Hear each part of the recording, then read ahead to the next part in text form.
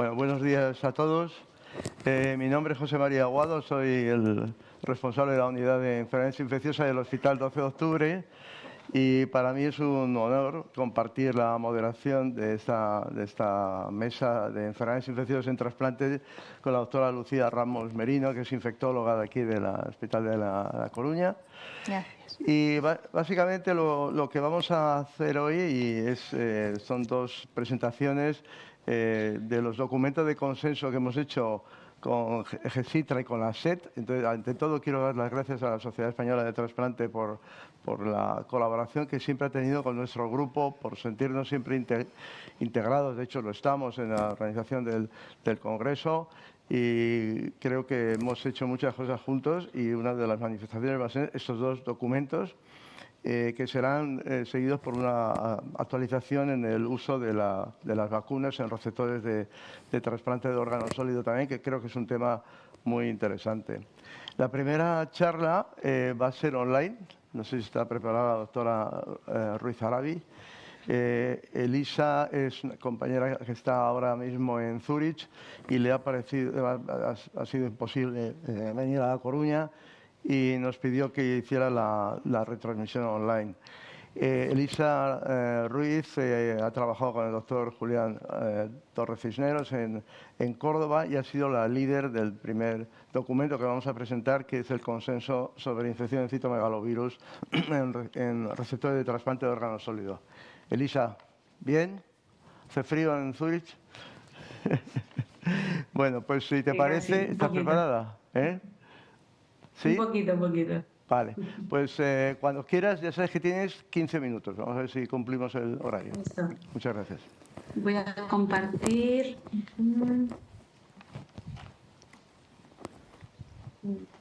Perfecto.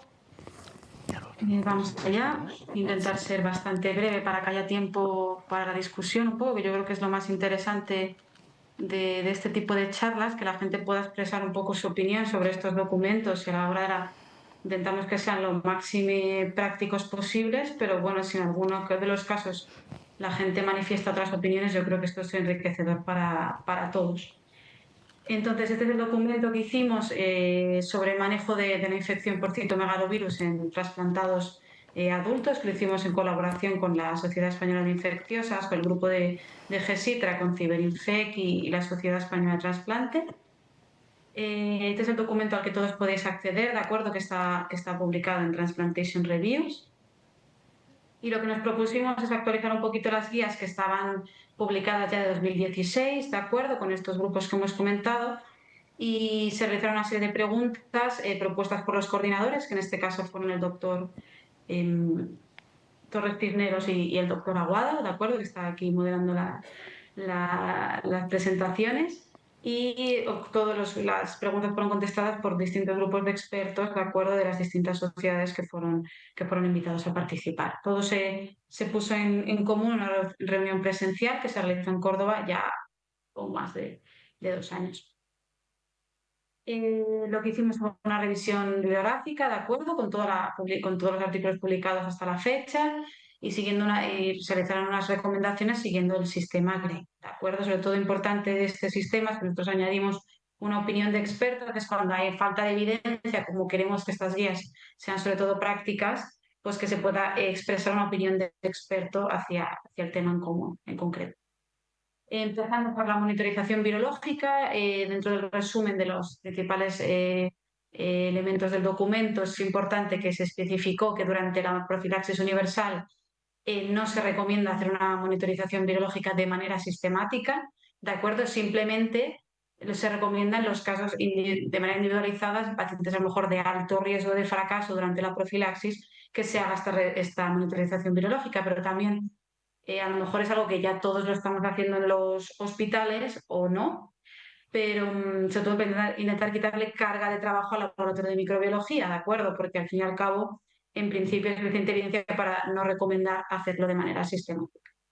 Luego volvimos a caer ahí en el talón de Aquiles de la estrategia de preventive en citomegalovirus, que es que no se pueden establecer unos niveles de carga viral a partir de los cuales en un paciente asintomático iniciar el tratamiento durante el preventive, que creo que es la principal dificultad a la que nos enfrentamos todos cuando realizamos preventive en este tipo de pacientes.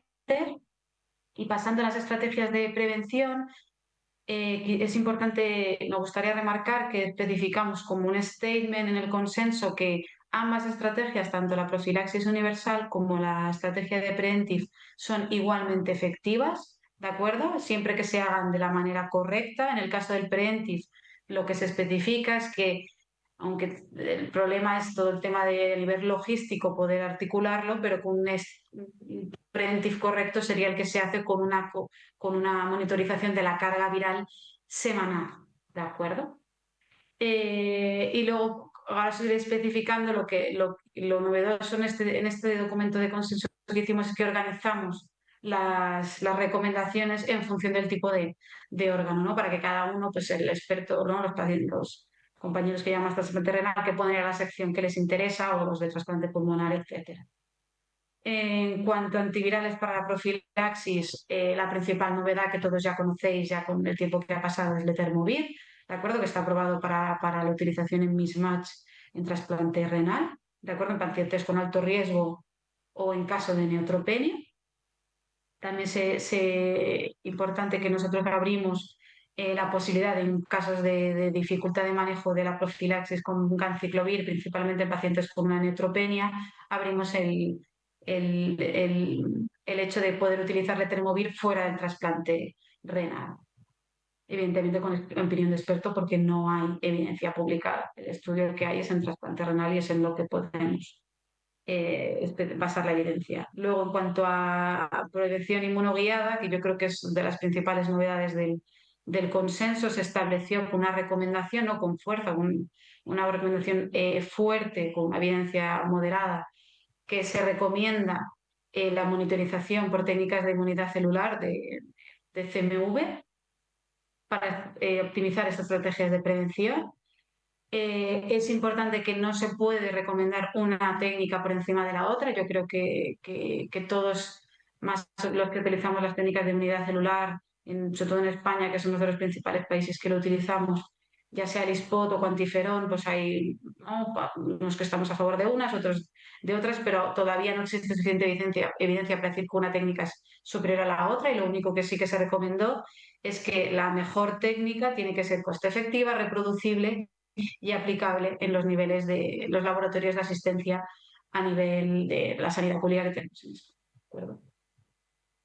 Estos son los distintos escenarios en los que se puede aplicar las técnicas de inmunidad celular. ¿De acuerdo? Hicimos una serie de tablas también en el documento de consenso para que esto quedara claro, y es un poquito lo que iremos a explicar a partir de cada órgano, principalmente pues en los pacientes de alto riesgo, principalmente mismatch. Lo que se utilizan son este tipo de técnicas al final de la profilaxis para intentar predecir el riesgo de aparición de enfermedad tardía, ya que cuando en el periodo de profilaxis habitual al final hacemos una técnica de inmunidad, y si esta es negativa, que el paciente no tiene inmunidad celular, continuaríamos con estrategia de profilaxis, ya que el riesgo es muy alto de que el paciente desarrolle la enfermedad a nivel tardío. Luego, dentro de los pacientes de riesgo intermedio, los R positivos sin inducción con ATG o fuera del trasplante pulmonar, sí que se pueden utilizar las técnicas de inmunidad celular para optimizar estrategias sobre todo de preventive, ¿no? de evitar tratar a pacientes que aclararán la viremia de manera espontánea, sin necesidad de tratamiento, y en los pacientes que tengan menos riesgo, dilatar esta necesidad de hacer controles de carga viral para hacer también las estrategias más costo efectivas. Y por último, también los pacientes que han tenido enfermedad por CMV nos pueden ayudar a predecir el riesgo de desarrollar enfermedad en un segundo tiempo, en la prevención secundaria. Entonces, pasando a las recomendaciones de las estrategias preventivas en función del órgano, veréis que hay una tabla bastante extensa en el documento porque resume prácticamente todo, ¿de acuerdo? Intentamos hacerlo de la manera más gráfica posible y resumiendo toda la evidencia que hay hasta el momento. Entonces, lo que sabemos es que en el trasplante renal, en el mismatch, se sigue recomendando una estrategia de profilaxis universal durante 6 meses. Sí que se añadió el letermovir porque ya está aprobado en este tipo de pacientes, como he explicado, los pacientes de alto riesgo de neutropenia. Y como veis en la parte de la derecha, los centros que disponen de técnicas de inmunidad celular, pues propusimos cómo se pueden modificar estrategias en función de si tenemos disponibilidad de estas técnicas. En este caso, en los pacientes de alto riesgo, se puede realizar una técnica de inmunidad celular al final de la profilaxis para ver si esta es negativa o indeterminada, en los casos de, por ejemplo, el cuantiferón, que nos da un resultado indeterminado, continuar con la profilaxis. Como veréis, la recomendación en este caso es débil, con un nivel de evidencia bajo, ya que, como también se han publicado después en las guías internacionales de manejo de CMV, la evidencia que hay del uso de la inmunidad celular en pacientes mismatch es baja, ¿de acuerdo? Que eso no evita que se siga intentando ver en qué estrategias en este tipo de pacientes se puede utilizar su uso. Luego, en los pacientes receptores positivos se recomienda una estrategia de preventive de 3 meses, pudiéndola optimizar con técnicas de inmunidad celular, realizando el spot, un cuantiferón a los 15 días post-trasplante, ¿de acuerdo? Para ver si estas negativas serían pacientes de mayor riesgo y pasarían una estrategia como los pacientes mismatch, y si es positiva, podríamos seguir con el preventive y ver hasta qué duración tendría el preventive en función de este resultado del STEMI. En los pacientes con inducción con ATG, el principal estudio y la evidencia que tenemos es el ensayo que realizamos en Córdoba, el TIMOVAL, que muchos de vosotros participasteis, además de un ensayo clínico que se realizó en la cohorte suiza, en lo que vemos que se recomienda un mínimo de 1 mes de profilaxis universal en este tipo de pacientes de alto riesgo, y a partir de ahí realizar una técnica de inmunidad celular, y si esta es positiva se podría suspender la profilaxis y continuar con una estrategia de preventive. En el caso del trasplante hepático, poquita novedad en cuanto a la recomendación de una estrategia de preventive, ya que en principio es un tipo de trasplante con menor riesgo de enfermedad por citomegalovirus, por esta menor carga a nivel linfático, menor carga viral que contiene este tipo de trasplante, ¿de acuerdo? Sí que es verdad que, como veréis, a nivel de las recomendaciones de las técnicas de inmunidad celular, todos son por recomendaciones, o todo, como veréis en la parte más de abajo, los R positivos, una evidencia baja, ya que no hay estudios en este tipo de trasplante. Sí que se incluyó en la cohorte suiza pacientes trasplantados hepáticos mismatch, de ahí que dijéramos que se puede utilizar en este tipo de pacientes al final de la profilaxis, ¿de acuerdo? Pero la evidencia es moderada y sobre todo luego el resto son estudios observacionales. Respecto al uso de la inmunidad celular en los pacientes con trasplantados cardíacos, como veréis aquí, la evidencia es muy baja, no se pueden realizar recomendaciones, ya que no hay todavía publicado ningún estudio sobre el uso de las técnicas de inmunidad celular en trasplante cardíaco. Sí que estamos a la espera de la publicación de un ensayo multicéntrico que está coordinado a nivel de Viviche con la utilización de las técnicas del ISPOT, que estamos pendientes un poquito a la espera de qué resultados nos revelan del uso de la inmunidad celular en trasplantados cardíacos, pero hasta el momento lo que si no se recomiendan son estrategias de profilaxis universal de 3 a 6 meses, dependiendo de los centros, y también en trasplantados de R positivos también profilaxis universal.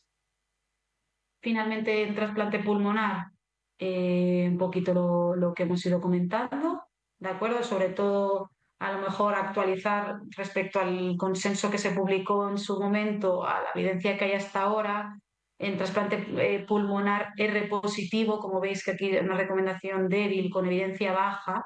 Sí que en estos pacientes no se había publicado todavía el ensayo que también hemos coordinado desde Córdoba, el ensayo CITOCOR, donde se ha demostrado que se puede utilizar el cuantiferón CMV a partir del tercer mes por trasplante en los receptores positivos sin inducción con ATG, que si la técnica es positiva se podría suspender la profilaxis y continuar con una estrategia de PMP. Y con el resto de trasplantados también, pues opinión de experto, ya que no hay evidencia en el uso de estas técnicas en este tipo de trasplante, y a nivel de las estrategias estándar de prevención, profilaxis universal al menos 6 meses, ya que son pacientes de alto riesgo por la carga que presentan a nivel de tejido linfático. Y por último, en todo el tipo de trasplante, también lo que hemos explicado, se aboga por los receptores positivos que están en la estrategia de preventive con una viremia sintomática, basarse en estas técnicas para poder o no valorar el inicio del tratamiento en los pacientes con PLT. A nivel de tratamiento, poquita novedad, ¿de acuerdo? Seguimos con el mismo tratamiento con ganciclovir, valganciclovir intravenoso, poquito cosas han cambiado en este respecto, paso rápido. Lo mismo en las indicaciones del estudio de resistencias, sobre todo hay que hacerlo cuando estamos sospechando pacientes, ¿no?, que tengan de anemia de CMV persistente o recurrente o enfermedad, ¿no?, que no responden a estas 2 semanas de tratamiento, que se tiene que basar esta secuenciación en la droga, o sea, en el antiviral que hemos expuesto previamente al paciente, ¿de acuerdo? Y como principal novedad en el documento también introducimos las recomendaciones para el uso del maribavir en la infección refractaria resistente, que sería la primera opción terapéutica en los pacientes con enfermedad refractaria resistente, sobre todo en los casos de una carga viral moderada, ¿de acuerdo? En este caso, basados en el solstice, en los datos que nos aportó el estudio sobre maribavir en los trasplantados de órganos sólidos. ¿De acuerdo? Y como también se añadió que los pacientes con resistencia al anciclovir, con enfermedad severa o altas cargas virales, una estrategia que podría seguirse sería el uso de Foscarnet inicialmente para bajar esta carga viral y una vez que haya bajado esta carga viral, para evitar la toxicidad asociada a Foscarnet, cambiar a maribavir. Y nada, pues muchas gracias a los distintos sponsors que tuvimos para la realización de este documento, sobre todo coordinado por la Sociedad Española de Infecciosas, y agradecer a todos los miembros del consenso que contribuyeron, y gracias a ellos tenemos este documento. Y muchas gracias.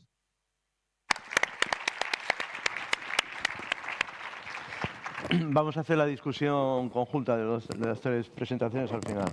Vale. Pues muchas gracias, Elisa. Para continuar, la siguiente ponencia versa sobre el documento de consenso, que también es reciente, del manejo y el screening de la infección de los bacilos gram negativos multiresistentes. Quien nos va a hablar de Isabel Rodríguez, que también es una compañera aquí del doctor Aguado, autora de este documento. Buenos días, muchas gracias. Muy bien, pues muchas gracias. Pues sí, yo os voy a hablar del documento de consenso de screening y manejo de la infección por bacilos gram negativos multiresistentes en receptores de trasplante. Es un documento donde hemos participado miembros del Grupo de Infección en el Trasplante, de la Sociedad Española de Infecciosas y Microbiología Clínica, del CiberiInfect y de la Sociedad Española de Trasplante. Un poco la metodología es similar al documento anterior que nos ha presentado Elisa. Básicamente, el objetivo fundamental era actualizar las guías publicadas previamente en el año 2018, porque, como os podéis imaginar, ha habido cambios epidemiológicos y ahora tenemos disponibles nuevas alternativas terapéuticas y que justificaban una nueva actualización. El objetivo fundamental del documento, en realidad, es responder a las preguntas que nos hacemos los clínicos en el manejo de la infección por gram negativos multiresistentes en el periodo peritrasplantes. Y como veréis, el documento está muy dirigido a responder las preguntas que nos hacemos o que se nos presentan habitualmente en el manejo de los pacientes. Como hemos dicho, en el grupo de trabajo se incluyeron miembros del grupo GESITRA, CiberiInfect y la Sociedad Española de Trasplante, y los coordinadores asignaron preguntas clínicas en distintos grupos de trabajo donde participado siempre un trasplantólogo y un experto en infecciosas o microbiología. De nuevo, también llevamos a cabo una reunión presencial donde entre todos los expertos pusimos en común las recomendaciones de cada uno de los grupos de trabajo y las discutimos, y posteriormente, después de esta reunión, redactamos el manuscrito, se realizó una revisión final del documento y el documento ya está publicado en Transplantation Reviews el año pasado y disponible para todos en Open Access. La metodología básicamente fue esta, la revisión de la literatura hasta septiembre de 2024, incluyendo ensayos clínicos controlados, randomizados, estudios cuasi experimentales y estudios observacionales, tanto prospectivos como retrospectivos, que tuvieran bien definidas las variables objetivos y que estuvieran realizados en receptores de trasplante de órgano sólido. Hoy las recomendaciones se basaron en la escala GRADE, con una fuerza de recomendación fuerte o débil y un nivel de evidencia alto, moderado, bajo o muy bajo. Obviamente, el nivel de evidencia a veces en los receptores de trasplante de órgano sólido es escaso y tenemos que recurrir a la opinión de expertos para algunas de las recomendaciones. Y básicamente el documento lo hemos dividido en 2 partes. La primera que son básicamente preguntas dirigidas a la prevención y a las estrategias de profilaxis para gram negativos multiresistente en receptores de trasplante de órgano sólido. Y como veréis ahora, os he resumido algunas de las preguntas más relevantes. En el documento hay algunas más que posiblemente os enfrentéis a ellas en el manejo del trasplante. Algunas preguntas más dirigidas al donante y otras preguntas más dirigidas al receptor. Esta parte del documento es una parte un poco que no ha sido previamente abordada en otros documentos y posiblemente más original y más relevante en estas circunstancias epidemiológicas. Y la segunda parte, ya hablamos más del manejo terapéutico de la infección por gram negativos multiresistentes, en concreto en esta población de receptores de trasplante. Entonces, os pongo un poco alguna pregunta de las que hemos abordado en el documento en relación a la prevención y las estrategias de profilaxis. Y, por ejemplo, una de ellas es si se debe realizar estudio de colonización intestinal en todos los donantes de receptor de trasplante de órgano sólido. Y, en principio, no se recomienda el screening universal de colonización por gram negativos multiresistentes, pero quizás sí podría estar indicado en aquellos donantes o en aquellos pacientes donde la mucosa intestinal está directamente implicada en el procedimiento quirúrgico, como serían en donantes de hígado, páncreas e intestino, sobre todo si provienen de centros con alta prevalencia de multiresistencia. Otra pregunta sería, una pregunta la que a veces nos realizan, es si un donante colonizado por un gram negativo multiresistente puede ser aceptado para la donación. En principio, en la circunstancia del donante de pulmón, la colonización respiratoria por un gram negativo multiresistente podría constituir una contraindicación si no tenemos alternativas terapéuticas disponibles. Es que la fuerza de recomendación es débil y el nivel de evidencia es moderado. En los demás trasplantes, la colonización del órgano trasplantado no constituye sistemáticamente una contraindicación para el trasplante. Otra pregunta, que también nos enfrentamos a ella de vez en cuando, ¿no?, es sobre si la infección activa por un gram negativo multiresistente en el donante constituye una contraindicación para la donación.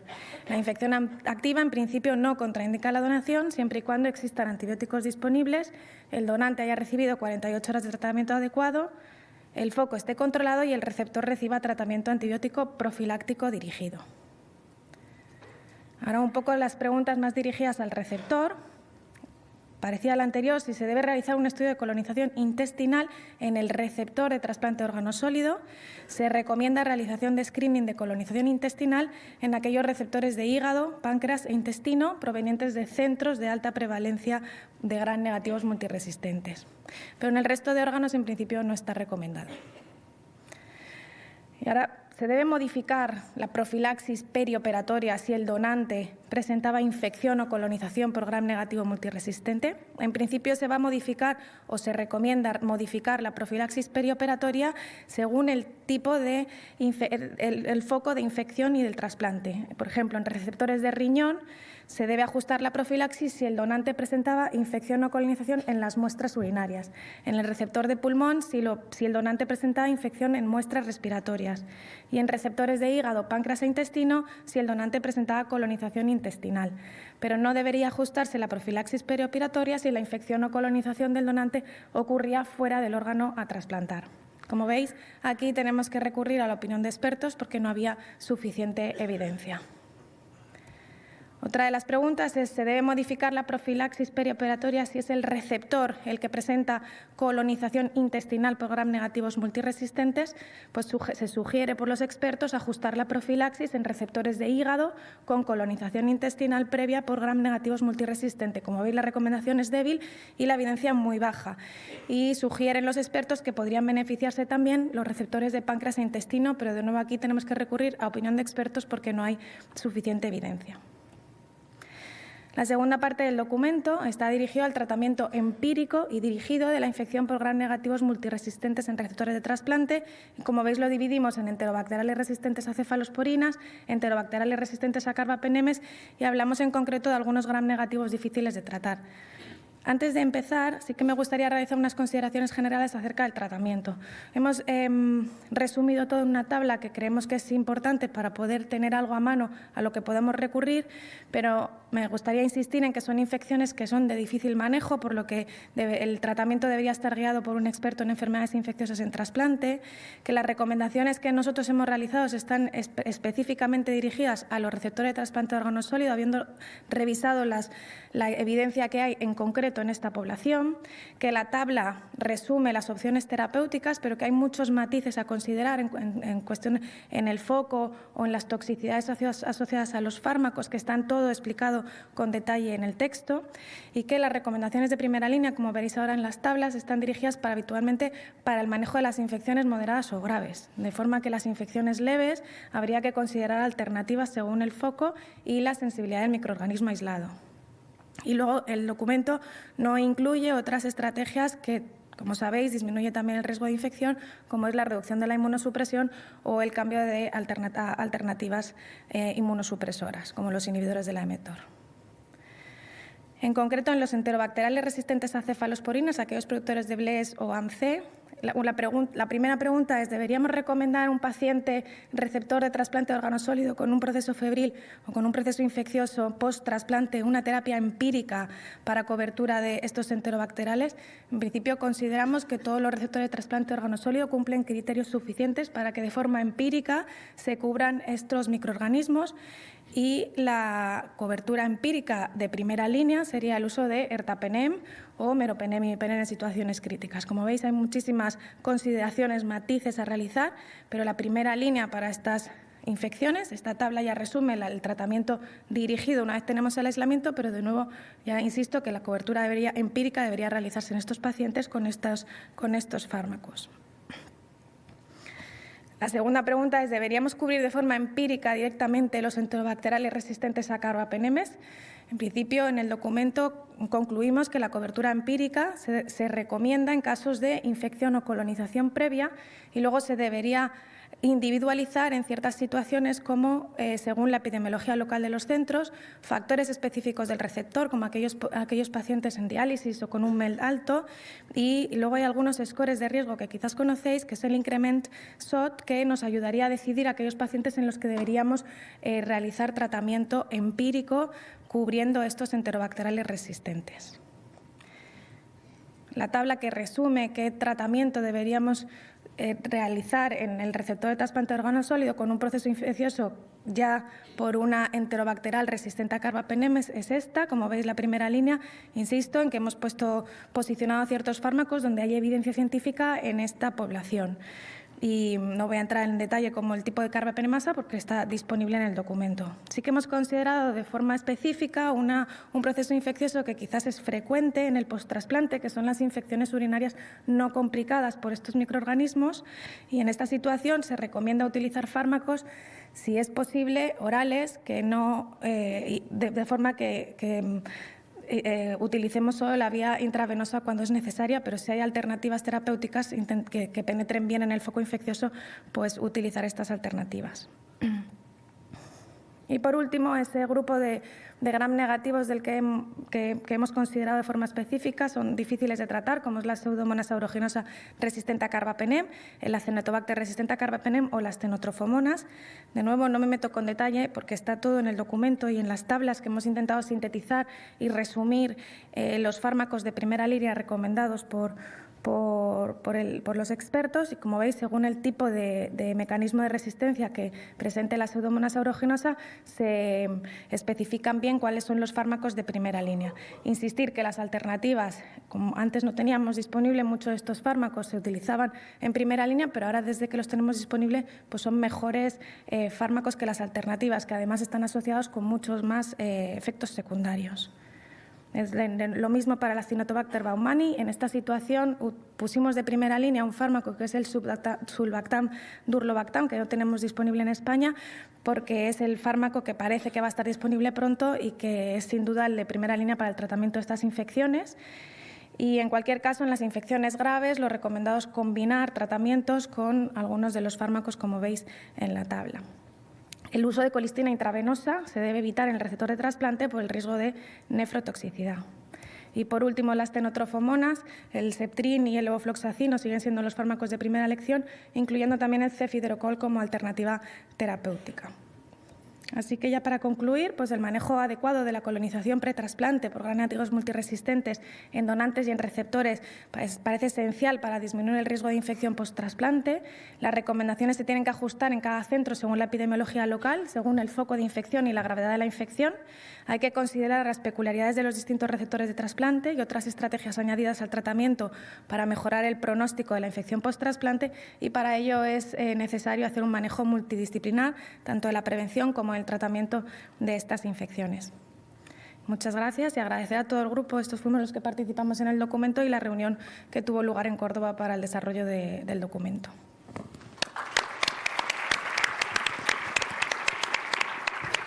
Muchas gracias, Isabel. Y vamos a finalizar. Como veis, vamos muy bien de tiempo, o sea que va a dar, tenemos espacio luego para preguntas o comentarios. El último tema, estaba preocupado, no te veía, Pilar. Hola. El último tema es las vacunas. Yo creo que es un tema enormemente interesante. Quizá hagamos un documento, ¿no? Ya quedan 2 documentos. Este no es un documento, pero no vendría mal, para el próximo ¿verdad? congreso lo presentamos. Exactamente. Entonces quería presentaros a Pilar Arrazola, que es compañera del Hospital 12 de Octubre y la jefa del Servicio de Medicina Preventiva, y que tiene una enorme experiencia en este campo. Así que muchas gracias, Pilar. Muchas gracias a ti por tu presentación y a todos vosotros por estar aquí esta mañana, por supuesto a la organización, por contar conmigo. Bueno, esta mañana desde que he venido no he parado de oír hablar de infecciones. Pero es verdad que mucho más allá de las infecciones que siempre os preocupan, pues de los virus, de las enterobacterias que nos comentaba Isabel, también tenemos otras infecciones para las que sí que tenemos vacunas que nos podrían ayudar a prevenir el riesgo de infección con todas las consecuencias negativas que pueden tener estos pacientes. Vacunas que generalmente no solo no van a estar contraindicadas, sino que serían la principal medida de prevención que podríamos utilizar en los pacientes inmunocomprometidos en general y en los pacientes con trasplante de órgano sólido en particular. En estos pacientes, además, generalmente no llegan al trasplante de la nada. Es verdad que en algunos casos al trasplante se llega en muy corto plazo de tiempo, pero generalmente son pacientes crónicos que ya de por sí tendrían unas recomendaciones específicas de vacunación por su propia patología de base, en las cuales pues tendríamos que aprovechar esa oportunidad y ese tiempo que tenemos para hacer la vacunación adecuada, puesto que en este momento, si no están inmunocomprometidos, la respuesta a las vacunas va a ser mejor que en el post-trasplante, donde generalmente también podremos vacunar.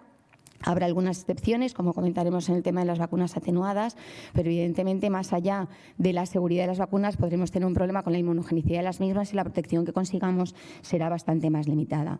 En el año 2018, ya se ve que fue el año de los documentos, también el Ministerio, lo que llamamos la ponencia de vacunas, pues publicó este documento sobre la vacunación en grupos de riesgo de todas las edades y situaciones y en determinadas situaciones, en el cual hacía una revisión muy amplia de muchos de estos pacientes que podrían beneficiarse de la vacunación, y había un capítulo específico de las recomendaciones de vacunación en los pacientes con trasplante de órgano sólido. Desde entonces, aunque nació con vocación de ser revisado y actualizado periódicamente, no tenemos el documento, parece que está en capilla, pero todavía no ha salido. Pero sí que ha habido muchos cambios, evidentemente han pasado muchos años. Y tanto el Ministerio, de forma particular para algunas vacunas, como las distintas comunidades autónomas, han ido emitiendo recomendaciones respecto a algunas de las que tenemos disponibles actualmente. Y eso sí, todos los años el Ministerio publica lo que es el calendario de vacunación e inmunización a lo largo de toda la vida, y en los últimos años, no solo el de las recomendaciones en general por grupos de edad, sino también en pacientes con condiciones de riesgo, y pone el punto de corte en los 18 años, menores de 18 años, y personas de 18 más años. Y como veis, sí que no especifica, los trasplantes de órgano sólido estarían incluidos dentro del apartado de inmunosupresión, que lo tenéis aquí recuadrado en rojo, pero todo lo que está recuadrado en azul serían los diferentes grupos de pacientes crónicos y estas recomendaciones de vacunación que os comentaba que también teníamos. Y por tanto, puesto que tenemos que aprovechar el pretrasplante, podríamos no solo vacunar, sino que en función del tiempo disponible para muchas de las vacunas que necesitamos, algunas son una única dosis, pero en algunas de las vacunas que tenemos pautas más complejas, tenemos lo que son las pautas estándar, pero también tenemos pautas rápidas que podríamos utilizar en ese momento. Esto es especialmente importante en el caso de los niños, porque os decía que las vacunas atenuadas van a estar contraindicadas en el posttrasplante. Vacunas atenuadas, es la vacuna triple vírica, que incluye el componente de sarampión, del que ahora hablamos tanto, también la vacuna de la varicela, la vacuna, por ejemplo, de la fiebre amarilla, pero está restringida al tema de los viajes internacionales. Pero en el caso de los niños, podemos encontrarnos con niños suficientemente pequeños como para que no hayan completado en su calendario de vacunación, tanto la triple vírica como la varicela están incluidas en el calendario los 12 meses de edad.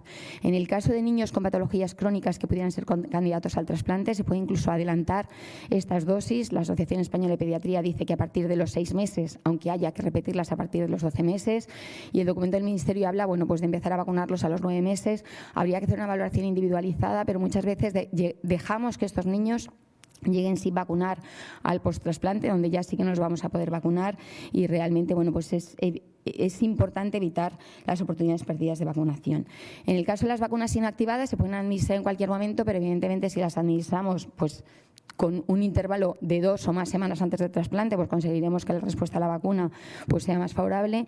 Y en las vacunas atenuadas incluso ese intervalo se amplía a las 4 semanas por aquello de evitar que el paciente sea trasplantado en un momento en el que todavía pues está en curso la replicación del microorganismo vacunal, para evitar problemas cuando empiece con la inmunosupresión. No solo en la vacunación de los inmunocomprometidos y de los trasplantados en particular, no solo hay que tener en cuenta la vacunación del paciente, sino también la vacunación de esos convivientes, contactos cercanos, incluidos por supuesto los sanitarios, porque puesto que asumimos, sobre todo en el posttrasplante, que la vacuna puede ser menos efectiva en los pacientes inmunocomprometidos, sería necesario un poco cerrar o completar la protección, pues evitando que pues las personas que tienen un contacto estrecho con ellos pueden actuar como fuente de infección. En cuanto al post-trasplante, pues la máxima en vacunología es que dosis puesta, dosis que cuenta. Esto no es cierto para las personas receptoras de trasplante de progenitores hemopoyéticos, pero sí para las personas de trasplante órgano sólido. Y sin embargo, una vez que lo trasplantamos, pues tradicionalmente se ha recomendado un intervalo hasta de 6 meses para empezar esa vacunación post-trasplante cuando no la hemos completado previamente, o en vacunas que tienen que ser repetidas habitualmente. Sin embargo, pues más recientemente parece que se ha ido generando evidencia de que puede ser seguro administrar las vacunas a partir de los 3 meses y utilizar también ese intervalo para proteger a los pacientes adecuadamente. Lo que no hay es ninguna evidencia, y no porque no se haya estudiado, de que relacione la vacunación con los episodios de rechazo agudo. Así que, evidentemente, pues se desaconseja la vacunación durante un episodio de rechazo por aquello de que la inmunogenicidad y, por tanto, la efectividad de la vacuna pues puede ser menor.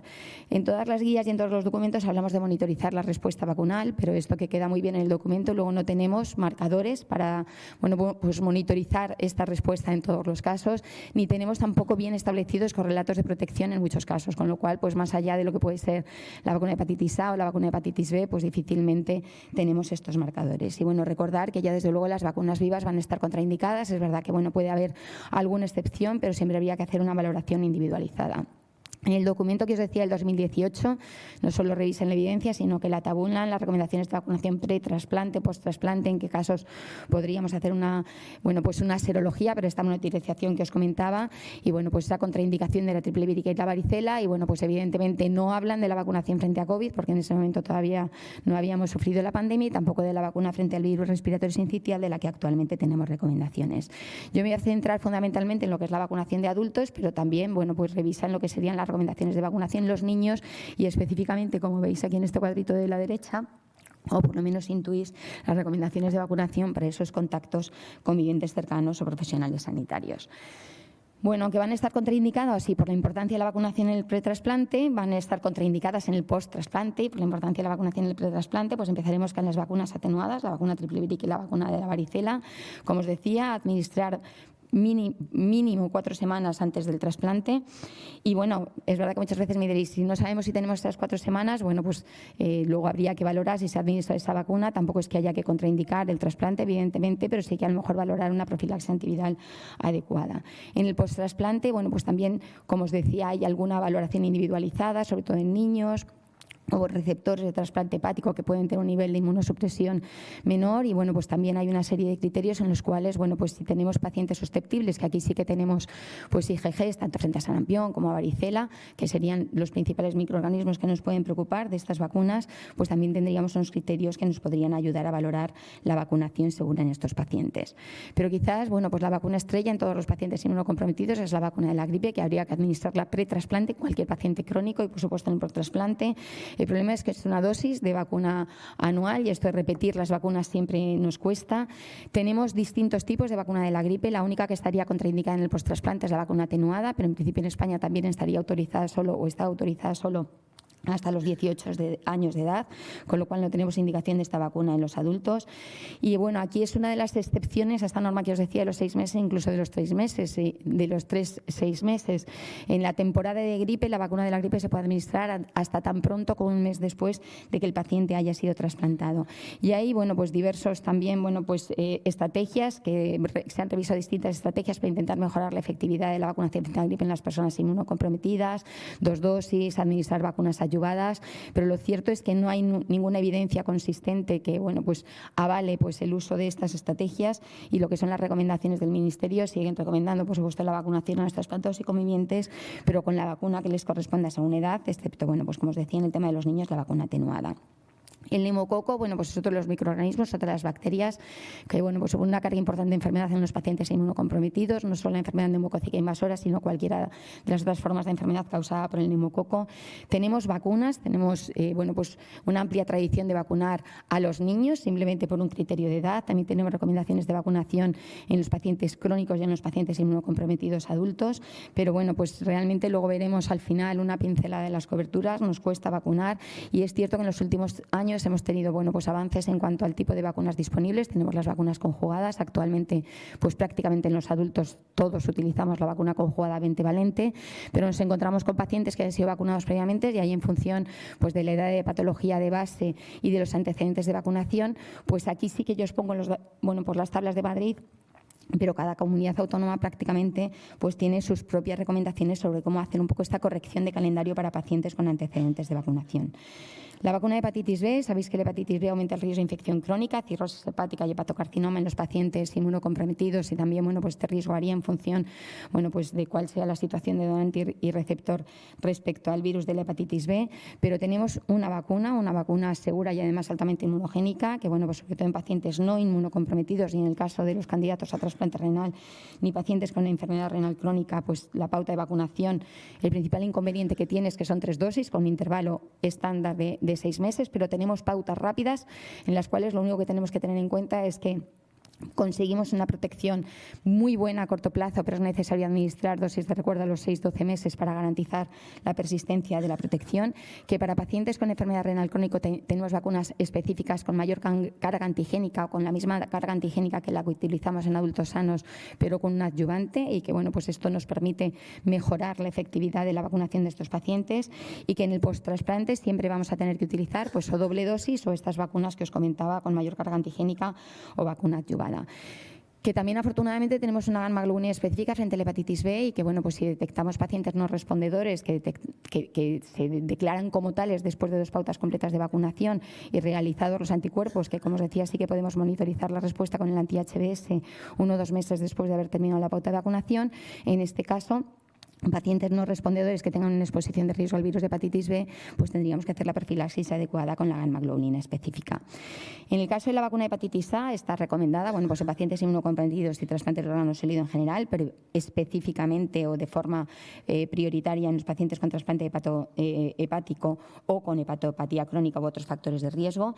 La pauta de vacunación no varía según sea pre o post-trasplante, y lo único, bueno, pues sí que en el caso del post-trasplante o pre-trasplante, si ya estuvieran inmunocomprometidos por otra causa, también podemos hacer una serología posvacunal y valorar la administración de una tercera dosis en caso de seronegatividad. La vacuna de herpes zóster, en este documento del año 2018 la mencionaban, pero no entraban en detalle, porque en este momento todavía la vacuna que teníamos disponible frente al herpes zóster era una vacuna de virus atenuados, pero la que tenemos actualmente disponible es una vacuna inactivada con la glicoproteína E y un adyuvante que, bueno, pues puede ser utilizada sin ningún problema de seguridad en los pacientes inmunocomprometidos. Bueno, pues en el primer documento que lanzó el Ministerio, que era, bueno, pues del año 2021, bueno, pues por supuesto ya especificaba la indicación en los pacientes con trasplante de órgano sólido por ese mayor riesgo, como veis, bueno, pues entre 27 y 55 casos por 1.000 personas años, o sea, claramente superior al de la persona sana no inmunocomprometida. Recomendaba la vacunación en el año 2023, la cambió, y realmente lo que cambió es que incluyó no solo la recomendación de los pacientes con trasplante, sino también aquellos que estuvieran en lista de espera para el mismo. Y también, bueno, pues matizaba que ese intervalo que yo os decía de 6 meses, pues en este caso se podía empezar la vacunación por trasplante a los 4 meses del mismo. Aunque en la población general no se recomienda hacer serología de varicela para ver si el paciente, bueno, pues realmente tiene un riesgo de herpes zóster o no, en pacientes en grupos de riesgo sí que se recomienda, y el problema viene cuando no tiene anticuerpos de haber pasado la infección por varicela. Si el paciente no está inmunocomprometido, en este caso sí que se recomendaría la vacunación previa de varicela, 2 dosis con intervalo mínimo, bueno, pues de 4 semanas y 8 semanas después es cuando se puede empezar la vacunación de herpes zóster, y el problema lo tenemos cuando el paciente es seronegativo y ya está inmunocomprometido. Entonces, realmente la vacuna del herpes zóster está autorizada con la indicación de prevención frente a herpes zóster y neuralgia posherpética, pero bueno, podríamos hacer una valoración individualizada en estos pacientes inmunocomprometidos y seronegativos para varicela en función del riesgo. El papiloma, bueno, pues también sabéis que es mayor el riesgo de complicaciones asociadas a la infección persistente por papilomavirus, y que la persistencia de la infección por este virus es mayor en las personas inmunocomprometidas. Tenemos también vacunas seguras e inmunogénicas. Hay un documento ya del año 2016 de la Asociación Española de Patología Cervical y Colposcopia que recomienda la vacunación en ese momento hasta los 26 años. En este documento del 18, bueno, pues también lo recomendaba la ponencia de vacunas, pero en este caso solo a las mujeres y también solo hasta los 26 años. Pero bueno, pues este sí que es uno de los documentos que se ha revisado recientemente, y actualmente se recomienda la vacunación de las personas con trasplante de órgano sólido hasta los 45 años, independientemente que sean hombre o mujer, y en este caso serían siempre 3 dosis con los intervalos que veis, de 0, 1, 2 meses según la vacuna que estemos utilizando, y en cualquier caso una tercera dosis a los 6 meses. Tétanos difteria, que como es una vacuna que tenemos en calendario y parece que la tenemos todos puesta y la tenemos siempre olvidada, bueno, pues la peculiaridad es que en las personas inmunocomprometidas se recomienda mantener la dosis de recuerdo cada 10 años, que ahora mismo no es necesaria en las personas adultos sanos, y por supuesto el tema de la profilaxis post-exposición también tiene unas peculiaridades específicas en función de que la persona, bueno, aparte del número de dosis previas que haya recibido, el tipo de exposición que haya tenido, pues que esté inmunocomprometida o no, y yo creo que en estos casos lo que siempre recomiendo es tener, bueno, pues los cuadros y la información a tiempo. Termino en 2 minutos, si me permite el doctor Aguado. Bueno, del COVID, ¿qué os voy a decir? Se recomienda la vacunación, una dosis todos los años independientemente del antecedente de vacunación que tenga la persona. Se pone ese intervalo de 3 meses después de la última dosis de vacuna o de la infección pasada. El VRS es una de las últimas vacunas que se ha incorporado al arsenal de protección que tenemos para los pacientes inmunocomprometidos. Y bueno, pues también es verdad que en el año 2024 en el documento del Ministerio no consideraban que hubiera evidencia suficiente para recomendar la vacunación, pero en el otoño del 25 pues seguro que todos habéis visto cómo, bueno, pues a muchos de vuestros pacientes se les ha recomendado la vacunación frente al VRS, y actualmente, bueno, pues ya las recomendaciones del Ministerio recomiendan la vacunación frente a VRS, como veis, pues no solo a los pacientes con trasplante de los sólidos, sino también en lista de espera del mismo, independientemente del tiempo transcurrido después del trasplante. Este artículo, bueno, solo me voy a centrar en 2 cosas. Es que, bueno, muchos pacientes, sobre todo candidatos o receptores de trasplante renal después del trasplante, por su situación necesitan tratamiento con el luculizumab. En esas circunstancias habría que completar la vacunación necesaria o recomendada para los pacientes esplénicos. Lo que os decía de la vacunación de la fiebre amarilla, bueno, pues va a estar contraindicada desde luego en el posttrasplante. Tenemos problemas con las coberturas de vacunación, quiero decir que realmente yo creo que tenemos recomendaciones, tenemos el conocimiento, pero bueno, nos falta llevarlo a la práctica muchas veces, bueno, pues porque aplicamos falsas contraindicaciones o precauciones que no existen, y es importante, bueno, pues que estemos informados y que, bueno, pues también contemos un poco con el apoyo de los pacientes, bueno, pues para vacunar y, bueno, pues para aprovechar todas las oportunidades de vacunación que tengamos, bueno, pues en colaboración con todos los niveles asistenciales.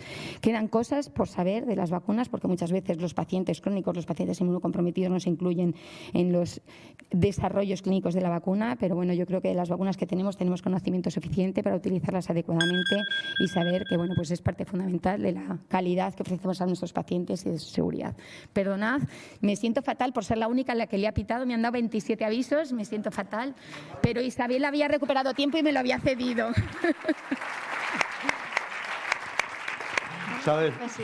¿Sabe, y Pilar?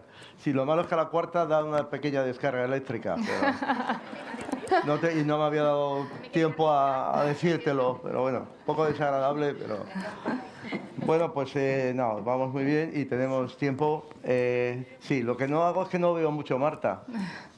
Aquí abajo, por favor, un micrófono. Lo que no sé si está Elisa conectada. Fritz, hay un montón ya de manos levantadas.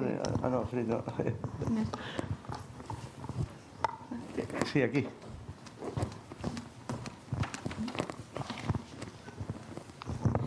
Bueno, muchísimas gracias. La verdad es que está muy bien aquí hacernos un recordatorio de todo. Yo soy Marina Berenguer de Valencia. La pregunta que tengo, más que la pregunta, cada vez tenemos a gente que está como más desconfía, bueno, a veces no diré, es incluso más que desconfiar de las vacunas. Entonces, ¿hasta qué punto se puede ser agresivo en el sentido de bueno, que esto es obligatorio o no es obligatorio? Porque es que a veces, claro, te lo planteas en la consulta.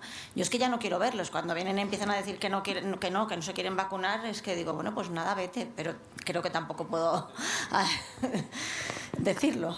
A ver, ninguna vacuna en España es obligatoria, ninguna, ni siquiera la del COVID lo fue. Lo que pasa es que luego de forma indirecta nos pusieron el tema del certificado de vacunación. Pero las vacunas en España no son obligatorias.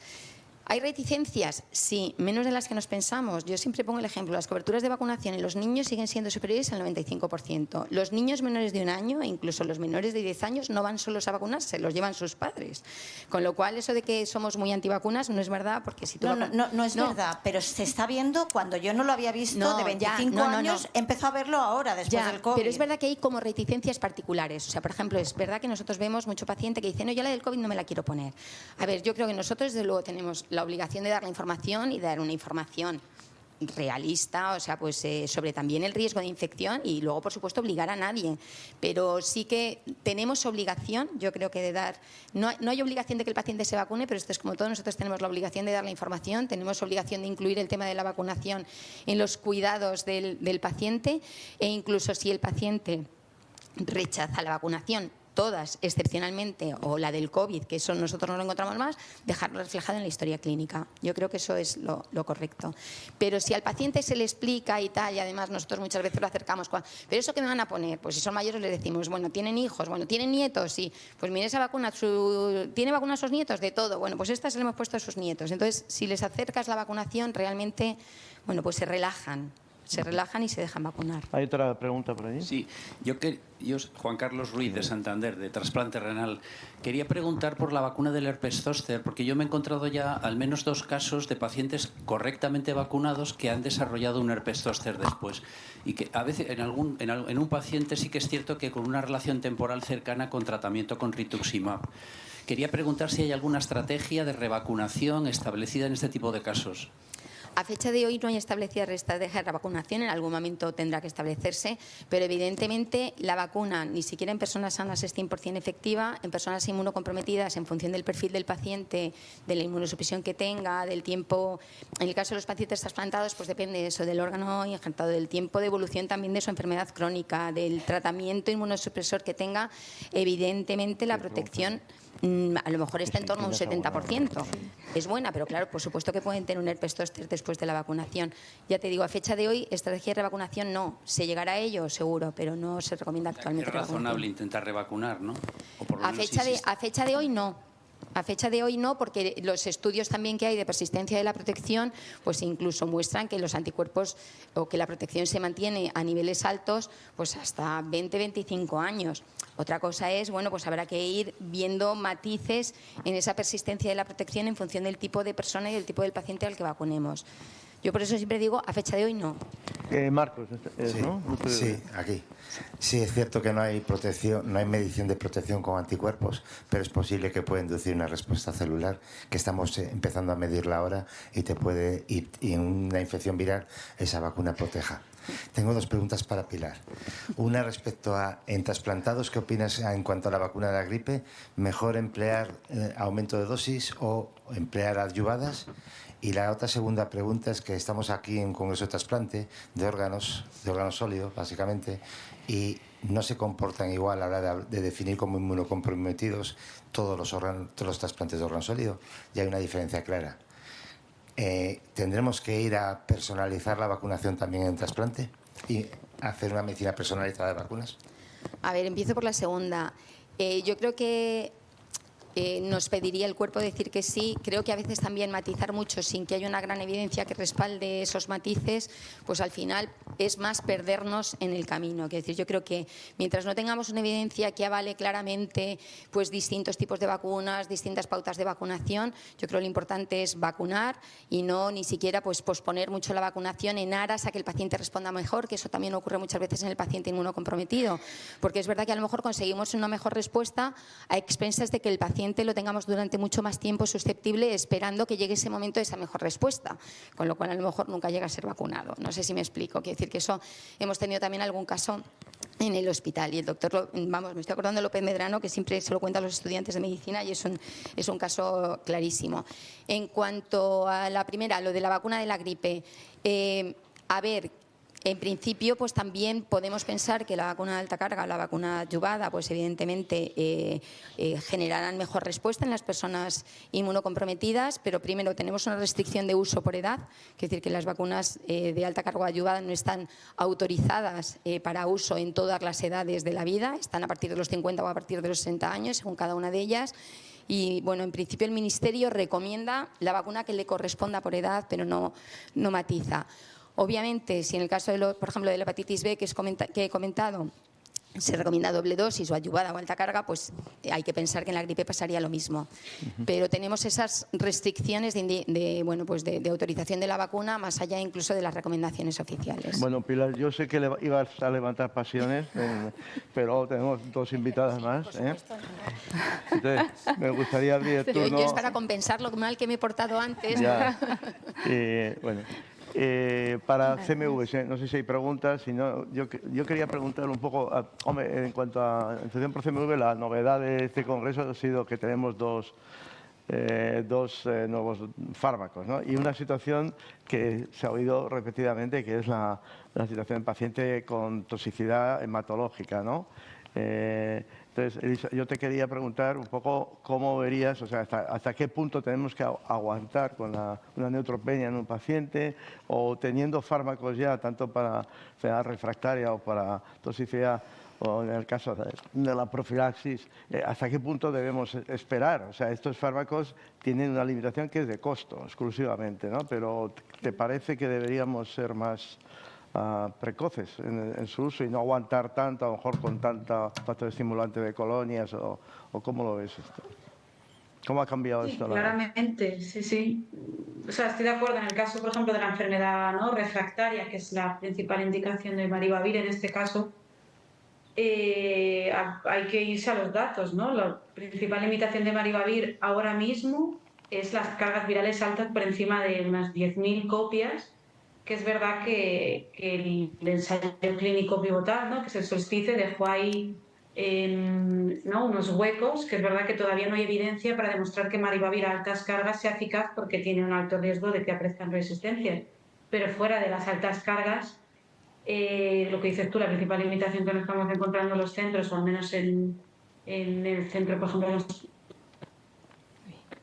que yo trabajaba, que era en Córdoba, era la limitación económica, pero al fin y al cabo tienes un fármaco que va mejor, que se tolera mejor, y como dices tú, nos arriesgamos a la estimulación de colonias, a que pacientes pierdan el órgano trasplantado por no utilizar un fármaco que, como dices tú, principalmente es la limitación económica, y hay que ver en la única limitación que tiene, que es altas cargas, falta evidencia para ver si de verdad en esos escenarios se podría utilizar, o como he explicado, la estrategia de utilizar Foscarnet para bajar la carga y luego cambiar a Maribavir. Eso tampoco se ha estudiado un ensayo clínico como tal, todo es a base de la experiencia. Y en cuanto al Etermovir, lo mismo un poco, o sea, sí que es verdad que la indicación financiada es en mismas trasplante renal, pero claro, ¿hasta qué punto? Sí que sé que están haciendo, porque lo conozco, ¿no?, a nivel de trasplante pulmonar, que es el principal afectado también, un ensayo clínico con Etermovir, pero al fin y al cabo no necesitamos, o parece algo bastante evidente, hacer ensayos de todos los órganos para ver la seguridad del Etermovir. O sea, es un fármaco que se ha utilizado y se utiliza muchísimo en hematológico, ya se ha probado su eficacia y su seguridad en trasplante renal. Hay que de verdad demostrarlo en cada trasplante renal para poder utilizarlo. Yo creo que es un fármaco que también, pues, su principal limitación es económica. Sí que es verdad que en este tema a lo mejor podríamos argumentar más que que a lo mejor yo soy también de la escuela de que se tendría que hacer más TDM a nivel del tratamiento profilaxis con ganciclovir, valganciclovir en este caso, porque no sabes los niveles que está teniendo el paciente. Yo creo que la principal limitación de valganciclovir en cuanto a eficacia, toxicidad, siempre es ajustar la dosis al paciente, y que si tuviéramos disponibilidad de hacer niveles en los hospitales, a lo mejor favoreceríamos su utilización, pero mientras no tengamos eso, con el Letermovir simplificar mucho las cosas. Sí, Amparo, te veo, sí. te medio veo. No sé. Sí, vale. Me medio ves. Nada, daros la enhorabuena por la mesa, y mi pregunta iba para CMV, desde luego. Habéis comentado que con alta carga pues hay peligro de que Maribavir genere resistencias en base pues a los estudios pivotales y todo, pero yo sé decir que en pulmón, que es donde yo trabajo, no nos la jugamos, y con alta carga y a la espera de todo, muchas veces empezamos con Maribavir, incluso con dosis más altas, y tenemos unos resultados excelentes, y no, de momento lo habremos utilizado en 5 o 6 pacientes así y no hemos tenido resistencias. Nosotros utilizamos también coadyuvante muchas veces en estos casos la gamma-globulina hiperinmune, porque ya no nos jugamos nada, ¿no? El pulmonar es muy complicado, como sabéis, pero desde luego nosotros tenemos experiencia bastante buena con el Maribavir con alta carga y no ha habido problemas, independientemente de las formas refractarias. Es contar nuestra experiencia, dado que no hay mucha publicación de esto, pues que ya sé que, porque es que no repele poner el Foscarnet, o sea... Muy bien. No sé si hay alguna otra pregunta de CMV. Bueno, a mí me gustaría preguntarte, Elisa, que la verdad es que las guías hacen mucho hincapié también en hacer el seguimiento inmunomediado e intentar implementar esto. ¿Y cómo crees que a día de hoy es factible en la práctica clínica real, habitual, diaria, intentar hacerlo? Porque a veces, bueno, tenemos pacientes que viven lejos, es difícil que vengan al menos una vez a la semana a hacer las determinaciones. Bueno, no sé, a mí no me parece ahí tan sencillo. Es verdad que cuando tú dices de aplicar las técnicas de inmunidad celular, claro, sí. Es verdad que la principal limitación de la inmunidad celular a nivel de optimizar un preemptive es que todavía no tenemos ensayos clínicos que demuestren que de verdad eso es eficaz. Sí que es verdad que se presentó en el último congreso de la Sociedad Europea de Trasplante en Londres, se está haciendo un estudio en República Checa del doctor Reusing, que está ahí, presentó unos resultados en trasplante renal bastante esperanzadores, ¿de acuerdo? Y también se está haciendo aquí en Lausanne, en Suiza, se está coordinando un estudio también de práctica clínica real sobre el uso de estas técnicas también en trasplantes de riesgo intermedio en R positivos. Y sí que es verdad que nos podrían ayudar, porque siempre aquí yo creo que la principal limitación es como, ¿es de verdad coste efectivo? Porque la gente luego, yo creo que los principales críticos en la inmunidad celular se están viendo el precio de la prueba, de verdad con lo caro que es a lo mejor realizar un cuantiferón o un L-spot, que es un poquito más caro, de verdad me vale la pena hacerlo, o seguir con mi estrategia de hacer las cargas virales, ver si el paciente aparece o no, porque tiene problemas, por ejemplo en Córdoba, que tenemos pacientes que a lo mejor están trasplantados y que son de Cádiz, de que tengan que venir semanalmente al hospital, es imposible. ¿De acuerdo? Entonces tú también juegas un riesgo de que no se produzca una replicación viral en ese tiempo que transcurre en que le haces el control. Tampoco estás teniendo en cuenta los costes indirectos de la enfermería, de personal de laboratorio, del microbiólogo que tiene que estar atento a que si replica avise a su médico, ¿no? Al trasplantólogo para decirle que está replicando, que avisa al paciente. O sea, son muchas cosas que tienen que tener en cuenta, y la gente que está demandando estudios de coste-eficacia tampoco, o sea, me parece que estamos yendo a límites muy altos, que es muy difícil plantear un estudio de ese tipo. O sea, sí, son técnicas claras, pero al fin y al cabo simplificas, porque tú tienes a un paciente en preemptive que tiene una inmunidad celular positiva, un R positivo, que no tiene otro riesgo inmunológico mayor, pues claramente tú puedes suspender la profilaxis y puedes suspender el seguimiento del paciente, y eso es lo que se están haciendo ahora en los estudios, que es verdad que falta esas publicaciones, pero yo creo que es ya más que el futuro, es el presente próximo de este tipo de técnicas, que claramente vienen a simplificar un poquito el seguimiento de estos pacientes. Alto riesgo ya es otra historia, pero sobre todo los pacientes de menor riesgo, trasplantado renal, R positivo, sin ATG, yo creo que estas técnicas van a venir a simplificar la estrategia, a hacer una prueba al inicio, al primer mes post-trasplante. Si esta es positiva, directamente no hacer ningún tipo de seguimiento al paciente. Imagínate lo que puede simplificar la estrategia. No sé si hay alguna otra pregunta en la sala. Sí, Constantino.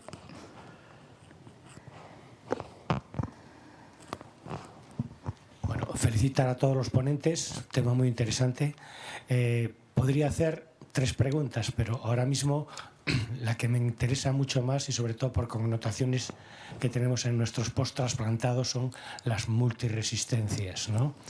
¿Existe alguna pauta o algún número de días de tratamiento de pacientes que tienen una bacteria multiresistente? ¿Hay una pauta fija o debemos individualizar en cada caso, fundamentalmente porque a perro flaco todos son pulgas y son pacientes añosos, son pacientes con muchas complicaciones, llenos de catéteres que se colonizan además?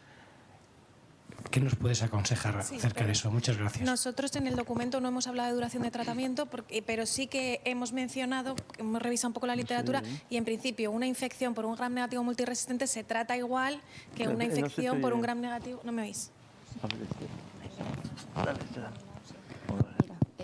No, sí, perdona. La duración del tratamiento es la misma que por un gram negativo no multiresistente, pero siempre la vamos a individualizar, obviamente, según el foco del paciente y según las condiciones particulares. Pero en principio, independientemente de que esté producido por un gram negativo difícil de tratar, si el tratamiento que se puede administrar es eficaz, la duración del tratamiento sería la misma, ¿sí? Una cosa que nos han planteado muchas veces cuando hemos discutido las guías es más la duración de la profilaxis perioperatoria, ¿no? Esta de la que yo estaba hablando un poco del manejo perioperatorio, si el donante, si el receptor está colonizado o infectado. Y esto en principio realmente está nos planteado para una profilaxis periquirúrgica como se plantearía en otras circunstancias. Ya otra situación sería el proceso infeccioso, según el foco, pues la duración del tratamiento. Pero sería la misma que incluso si es por un gram negativo no multiresistente, siempre y cuando se utilicen las alternativas terapéuticas eficaces. Muy bien. ¿Puedo hacer otra pregunta? ¿De vacunas? Sí, facilita. Sí, fundamentalmente dirigida a la vacuna de antimeningococo en los pacientes que posiblemente vayan a utilizar inhibidores de complemento, ¿no? Habitualmente estamos acostumbrados, bueno, pues hay que vacunar a los pacientes frente al meningococo, pero no conocemos la respuesta a esa vacunación y sobre todo si esa vacunación se realiza después del trasplante. Yo no sé si aquí en España se realizan anticuerpos antimeningococo, que sería, yo creo que bastante deseable, sobre todo para tener una conducta posterior, si seguimos, como no sabemos si está vacunado, si seguimos con profilaxis antibiótica o no.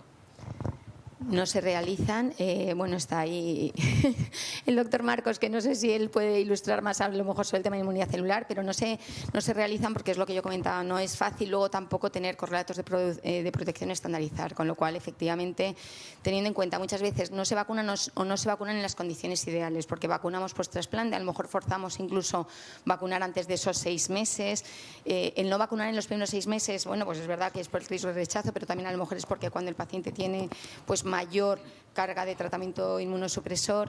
Entonces, bueno, pues efectivamente hay que valorar en muchos casos el mantener la profilaxis adecuada. Muy bien, pues yo creo que hemos acabado antes de tiempo, con lo cual se agradece. Creo que las 3 charlas han sido muy interesantes, pero sobre todo quería resaltar el papel de colaboración que hemos tenido, ¿no?, con todos vosotros, del grupo de GESITRA, de la Sociedad Española de Enfermedades Infecciosas, y de nuevo agradeceros siempre la ayuda y la participación. Yo creo que hemos sido muy novedosos en las 2 guías. No sé si lo habéis percibido así, pero hemos salido antes que la guía de la 4ª documento internacional. Hemos sido muy innovadores, incorporando toda la recomendación de todas estas técnicas de respuesta celular, con todas las limitaciones o reservas que podamos tener. En la otra guía, pues también hemos decidido dar recomendaciones sobre todo para no perder órganos si es posible. La multiresistencia es un problema, pero perder un órgano yo creo que es mucho más. Entonces, estamos mal, pero no como para que no manejemos un paciente y podamos ser capaces a lo mejor de afrontar un trasplante, incluso de pulmón, con seguridad para el receptor, ¿no? Entonces, yo creo que ese es un poco... Y lo que me he dado cuenta es que necesitamos unas guías de vacunación, que es un tema que nos ha levantado mucho interés. Seguro que han quedado muchísimas preguntas. Bueno, yo tengo aquí una lista, pero vamos a... Y esto podría ser una posibilidad de próximas guías en colaboración con ambas sociedades. Pues nada, yo creo que... Perdona que no te he dejado hablar, ya te lo esperabas, ¿no? Pero bueno, es que aquí el doctor Aguado tiene prisa. Muchas gracias a todos. Se tiene que coger un gracias avión. a los tres. Gracias, Rita. Bueno, gracias. Gracias. Gracias. Adiós. Adiós.